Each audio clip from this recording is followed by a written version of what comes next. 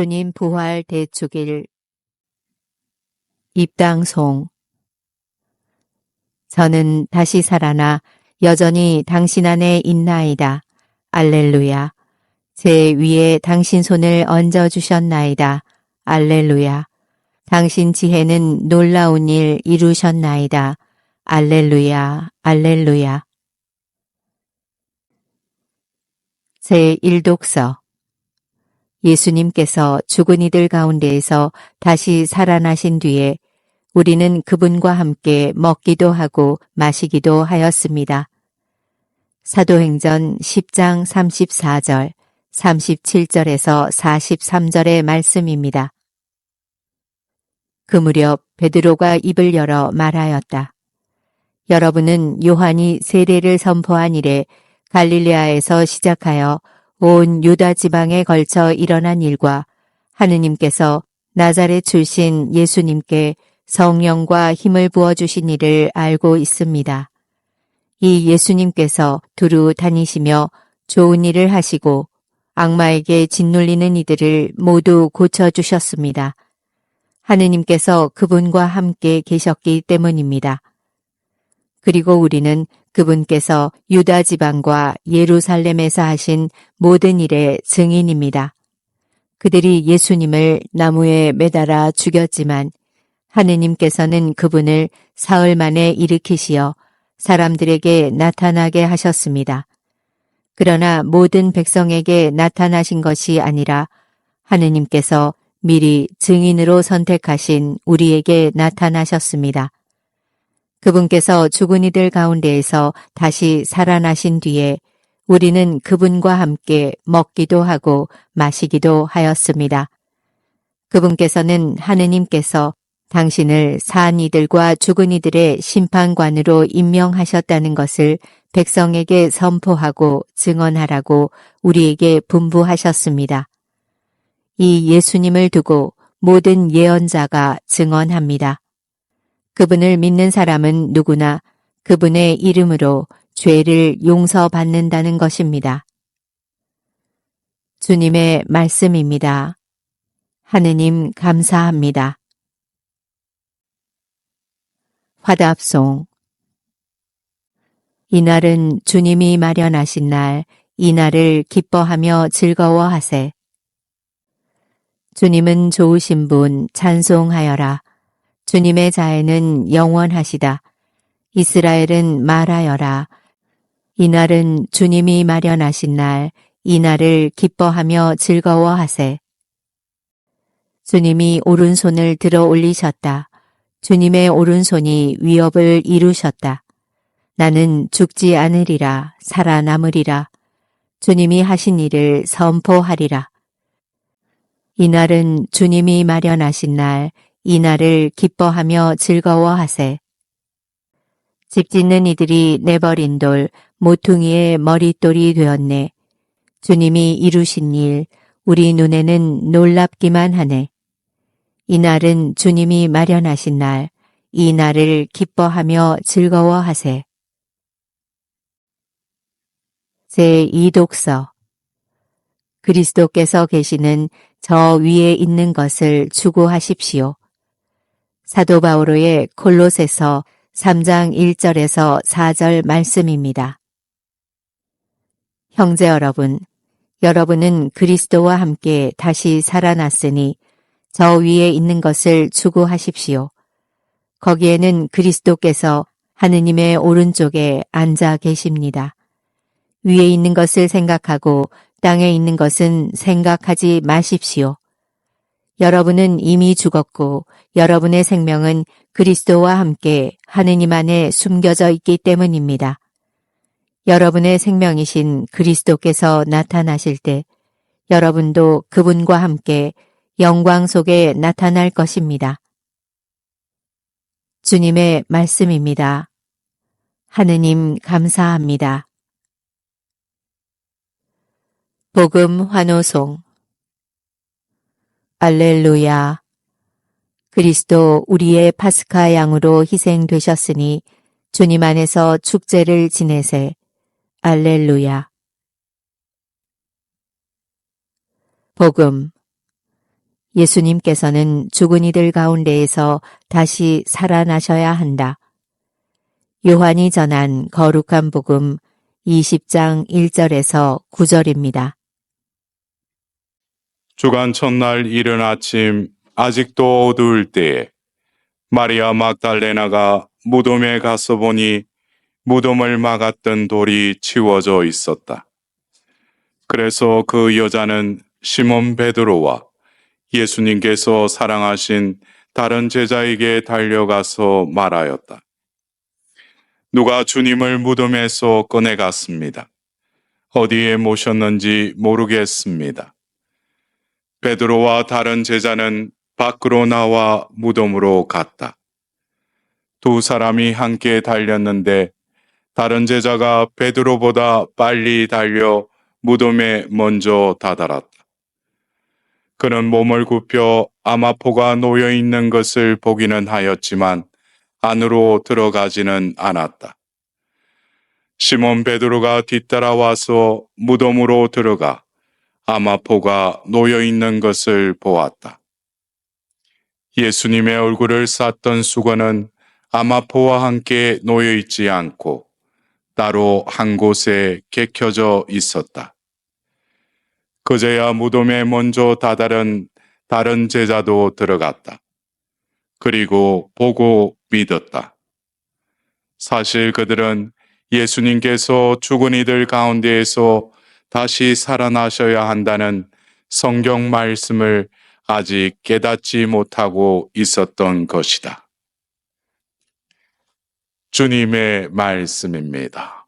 그리스도님 찬미합니다.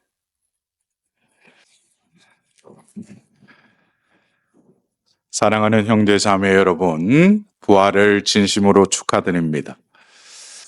오늘 우리가 들은 이 말씀 전례에 독서들과 이 복음의 말씀의 비단에서 우리가 조금 전에 부활을 축하합니다 라고 인사하였듯이 우리는 이제 부활하신 주님과 함께 부활의 삶을 살아가야 될 산증인이기도 합니다.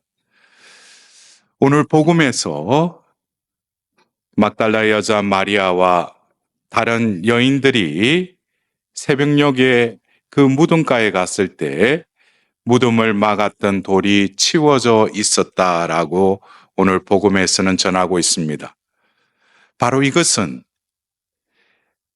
막아놓은 그 돌을 치웠듯이 이 부활대축일을 맞이하는 우리들의 마음의 문을 열으라고 하나님께서는 우리를 초대하십니다. 오늘 복음을 보노라면 먼저 그 여인들이 누가 주님을 무덤에서 꺼내갔습니다. 어디에 모셨는지 모르겠습니다 라고 합니다. 이것은 분명히 굴려진 그 돌과 함께 누군가가 와서 주님의 시신을 훔쳐갔다라고 그들은 추측하였던 것입니다. 그리고 이어서 그 말을 듣고 온 그 제자들 역시 그 무덤으로 즉시 들어가지 못했습니다. 그는 몸을 굽혀 아마포가 놓여 있는 것을 보기는 하였지만 안으로 들어가지는 않았다. 시몬 베드로가 뒤따라와서 무덤을 들어가 아마포가 놓여 있는 것을 보았다. 예수님의 얼굴을 쌌던 수건은 아마포와 함께 놓여 있지 않고 따로 한 곳에 개켜져 있었다. 그제야 무덤에 먼저 다다른 다른 제자도 들어갔다. 그리고 보고 믿었다. 오늘 복음에서는 이 부활에 대한 그들의 신앙이 그들의 행동에도 그냥 무덤에 들어간 것이 아니라 이러한 절차가 있었듯이 우리도 역시 부활대축일을 맞이하면서 부활의 삶을 살기 위해서는 이 복음에 그 제자들이 했던 것과 같이 어떤 점진적인 과정이 필요하다는 의미로 또 와닿습니다. 그래서 우리가 이 부활 신앙은 2000년 전 그 부활대축일 그 새벽녘에 주간 첫날 이른 아침 아직도 어두울 때라고 복음은 전하고 있습니다. 어쩌면 죄의 어두움에서 빛으로 나아가는 우리의 부활의 신앙 역시 이러한 과정을 겪어야 할 것입니다. 우리는 오늘 이 부활 대축일을 맞이하면서 과연 나에게 부활이라는 것은 어떤 의미인가? 주님이 부활하셨다라고 하시는 또 우리에게 신앙의 선물을 주신 그 신앙이 부활의 신앙으로 거듭 태어나기 위해서는 우리는 이 부활을 어떻게 받아들이고 이해하고 살아가야 할 것인가? 이것을 한번 바라보도록 합시다. 오늘 우리가 들은 일독서에서 베드로는 하나님께서는 그분을 사흘 만에 일으키시어 사람들에게 나타나게 하셨습니다. 이 나타나심은 역사적 사실을 증명하고 있습니다. 그러나 이 부활은 검증의 대상이 아니라 믿음의 대상입니다. 히브리서 11장 1절에 믿음은 우리가 바라는 것들의 보정이며 보이지 않는 실체들의 확증입니다. 바로 부활은 보이지 않는 실체입니다.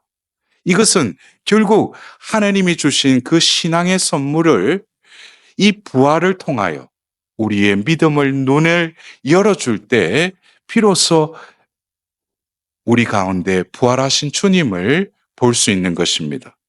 그래서 예수님께서 요한복음 20장 29절에 토마스에게 이런 말씀을 하시지 않습니까? 너는 나를 보고서야 믿느냐? 보지 않고도 믿는 사람은 행복하다. 육안으로 보는 것이 아니라 믿음의 눈으로 보는 것이 바로 부활이라는 것입니다. 그래서 우리는 사도행전에 생전에 예수님과 함께하지 않았던 사울에게도 부활하신 예수님께서 나타나십니다. 사도행전 9장 7절에는 사울과 동행하던 사람들은 소리는 들었지만 아무도 볼 수 없었으므로 멍하게 서 있었다. 사울은 부활하신 예수님을 목격하였습니다.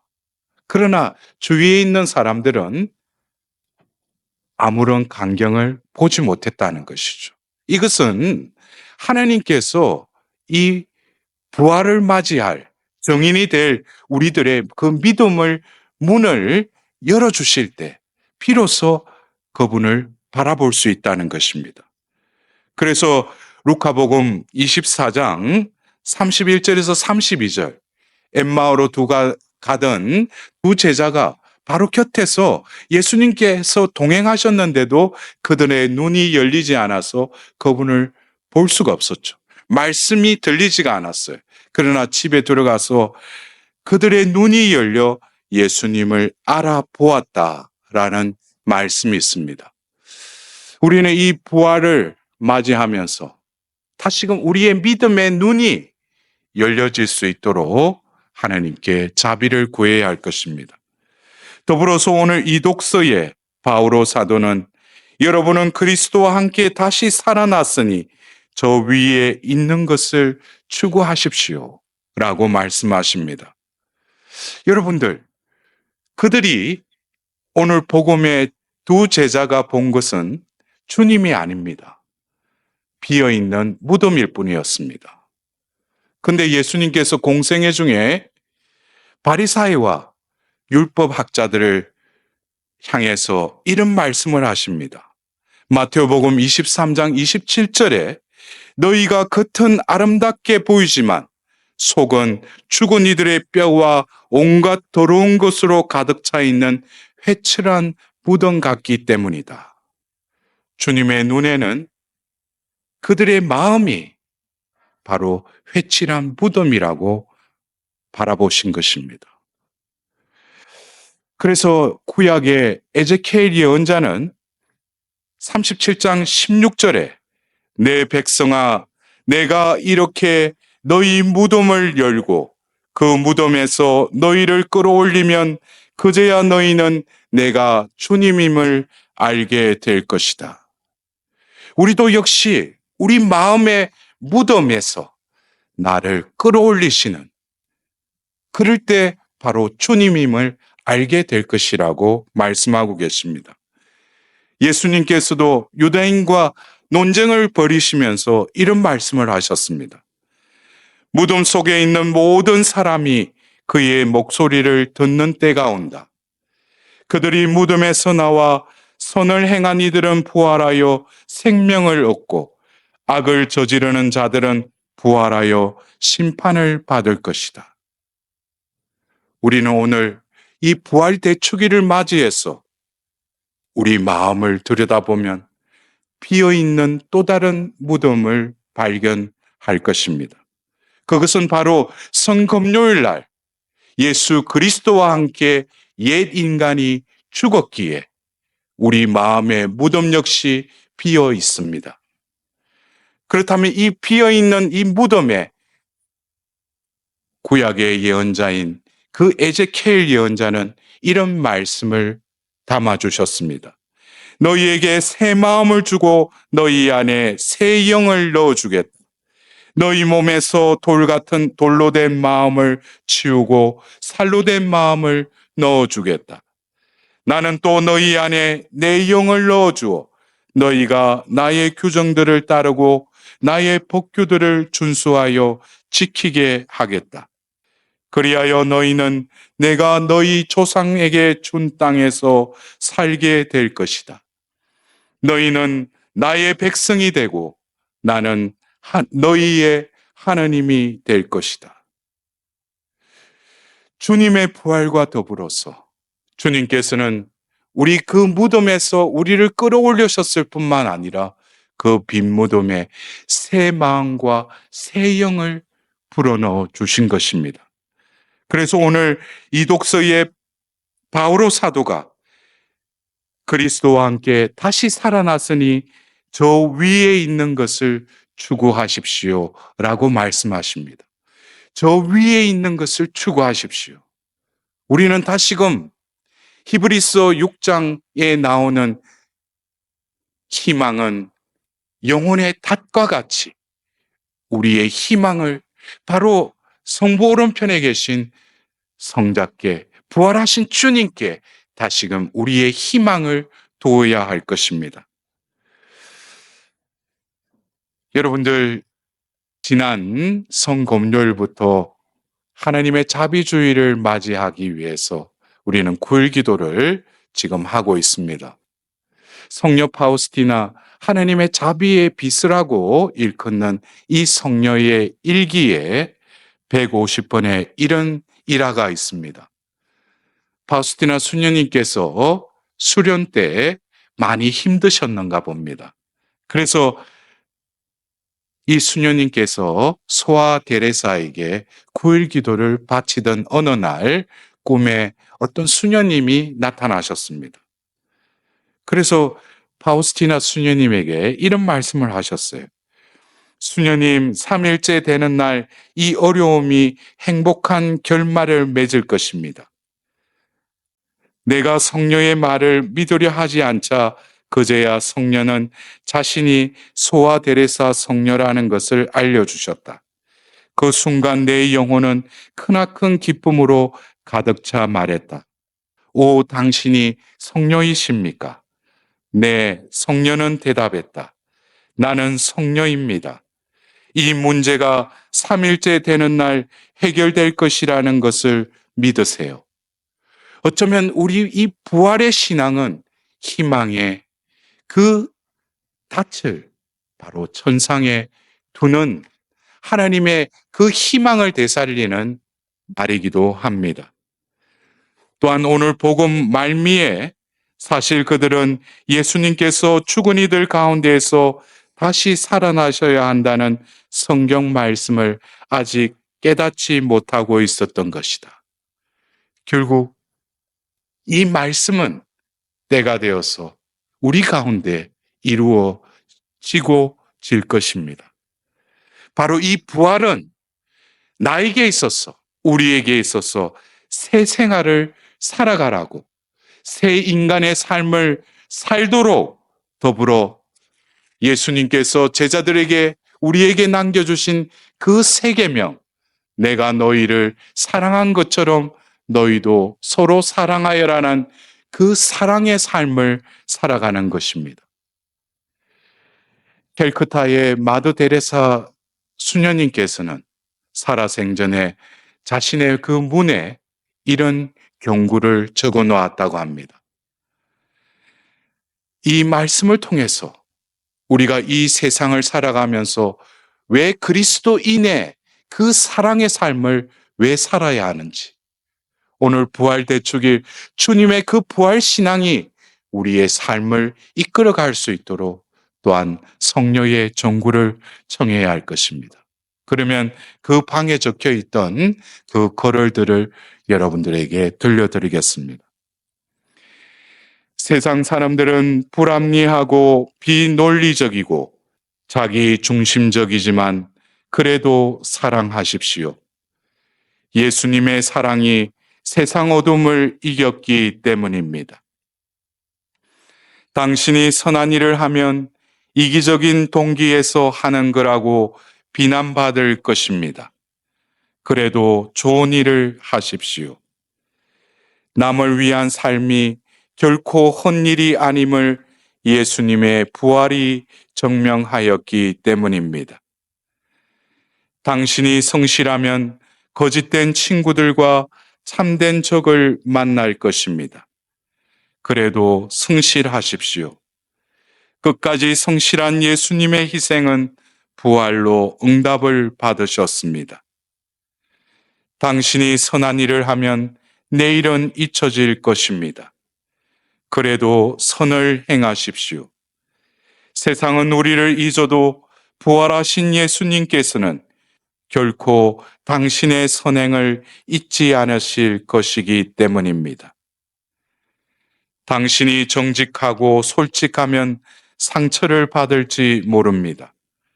그래도 정직하고 솔직하십시오. 그토록 정직하셔서 죽음을 당하신 예수님께서 부활하셨기 때문입니다. 사람들은 도움이 필요하면서도 도와주면 공격할지 모릅니다. 그래도 도와주십시오. 모든 것을 바쳐 인간을 도우신 주님께서 부활하셨습니다. 세상에서 가장 좋은 것을 주면 당신은 발길로 차일지 모릅니다. 그래도 가진 것 중에서 가장 좋은 것을 주십시오. 목숨을 내어주신 예수님께서는 끝내 부활하셨기 때문입니다.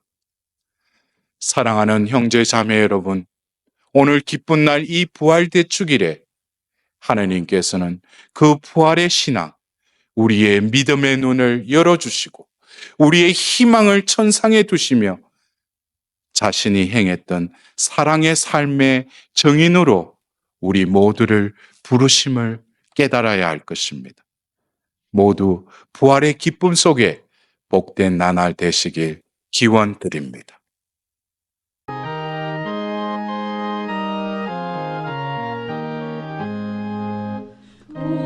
부활하신 예수여 할렐루야 찬란한 그 광채에 할렐루야 성목의 큰 기쁨이 할렐루야 온 우리의 희망을 할렐루야 기쁨 충만하도다 할렐루야 십자가의 승리가 할렐루야 오늘 우리들에게 할렐루야 새 생명을 주셨네 할렐루야 성부와 성자와 성령의 이름으로 아멘. 유튜브에서 강웅남으로 검색한 후 제 사진을 클릭하면 재생 목록에는 성경과 강남 노래방 영상들이 저장되어 있습니다. 재생 목록에서 시청하여 주세요. 구독 부탁합니다.